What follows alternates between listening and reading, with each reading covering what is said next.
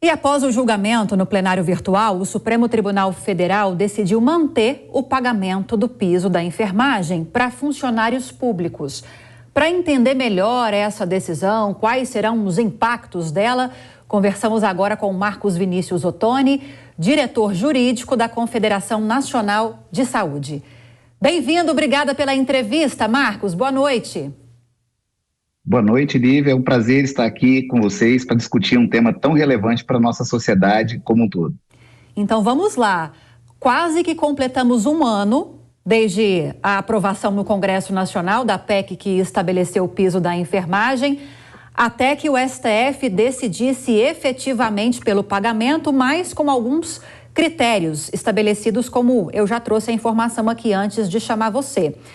Agora esse piso será obrigatório, esse pagamento, para pessoas, trabalhadores, funcionários do setor público, e houve um entendimento que foi apoiado pela maioria dos ministros para que no setor privado esse pagamento seja regionalizado e haja negociações entre patrões e funcionários para que esse valor seja estabelecido. Dessa forma, Marcos, a decisão contempla os anseios do setor ou ainda não? O que é importante, Lívia, nesse primeiro momento, é a gente ter consciência que, na verdade, não foi julgado ainda o mérito da ADIM, né? Então, o que se tratou agora? Da medida cautelar que visava antecipar os efeitos daquela ADIM. Então, nesse contexto, a gente tem ainda uma situação muito importante a ser discutida perante o Supremo, que é no sentido da validade e abrangência desse último julgamento. Quando você trata de medida cautelar, ou você tem a ratificação de 100% do voto anterior ou não.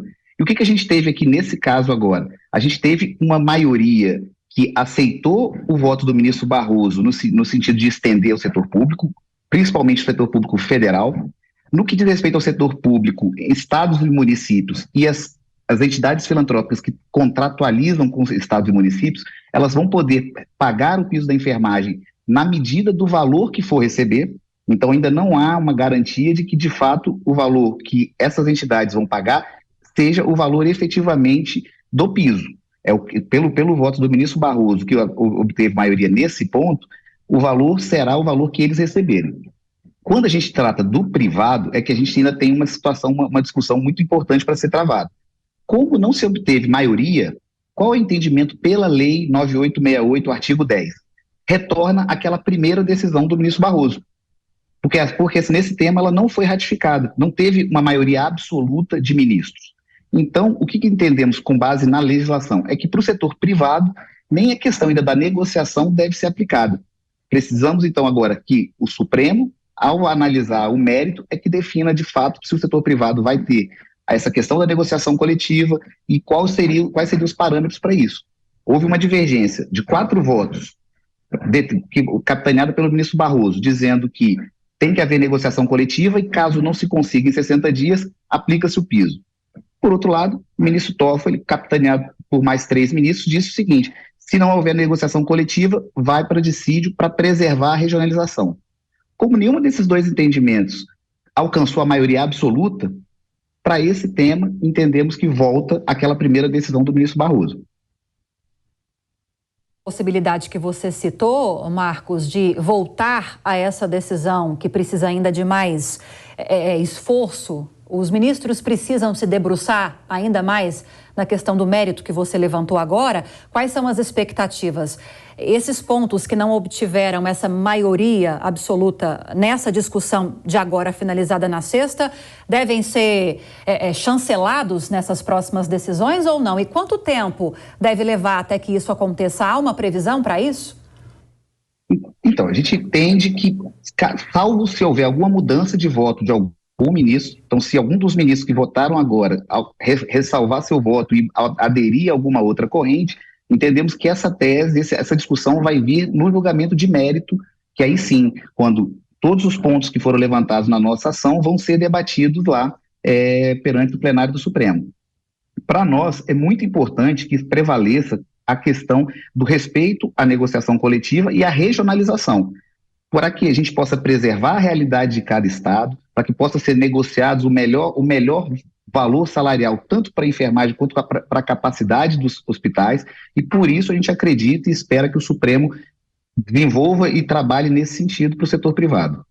Há uma preocupação muito grande ainda, principalmente do setor privado, eu acredito, Marcos, que envolve o Nordeste e o Norte, duas regiões que têm uma média salarial para a categoria mais baixa em relação às médias que são praticadas em outras regiões do Brasil, sobretudo Sul e Sudeste. A dificuldade para que essas regiões, e aí falando do setor público, que até então, pode ser que isso seja revertido na decisão de mérito, mas que até então o setor público tenha que pagar esse piso que foi definido pela PEC aprovada no ano passado pelo Congresso.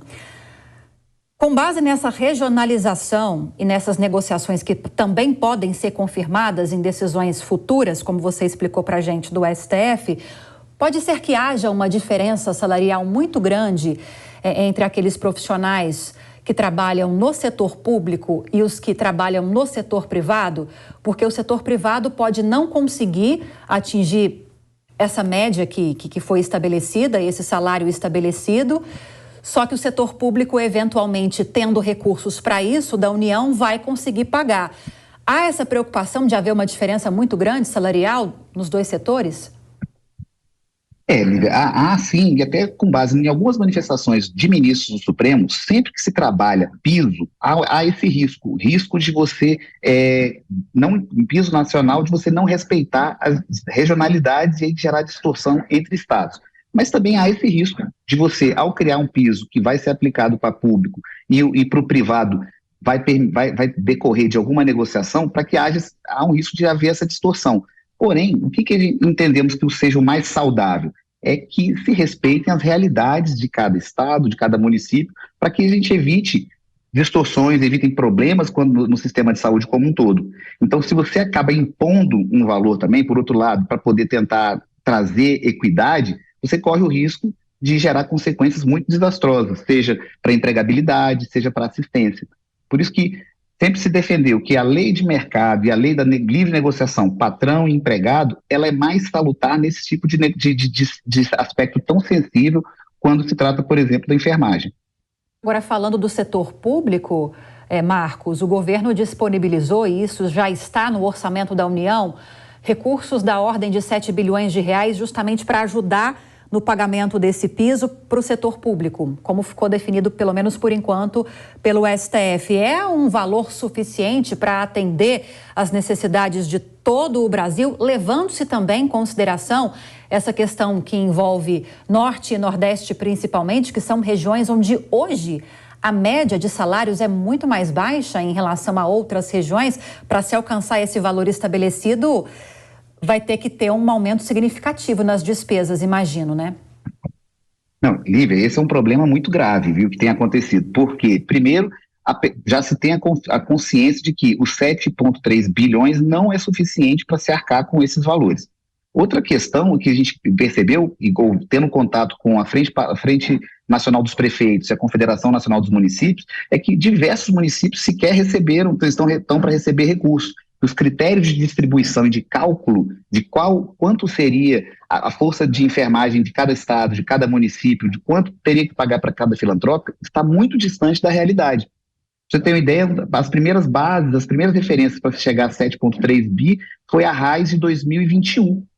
Mas só que a realidade da enfermagem é agora, 2023. Então, como é que os estados e municípios vão conseguir ajustar esses orçamentos? Por outro lado, essa legislação ela não é permanente, enquanto que as despesas para pagamento da enfermagem é perene. Então, como é que vai se dar nos próximos anos, nos anos subsequentes?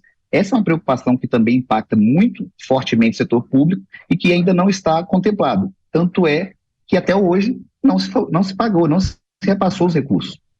Continua-se discutindo critérios, metodologias de cálculo, mas o que a gente percebe é que ainda há uma série de dificuldades nessa implementação desses recursos na parte do setor público.